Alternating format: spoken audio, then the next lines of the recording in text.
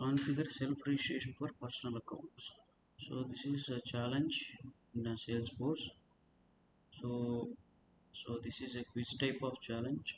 So we have to solve this challenge. So before going to answer that questions, you need to read out this all. How does Salesforce store information about businesses and individuals? Store business. I hope this is the answer. So what are Salesforce personal accounts for? B2B. So spot on. Create a new record type. So let's see. What do you need to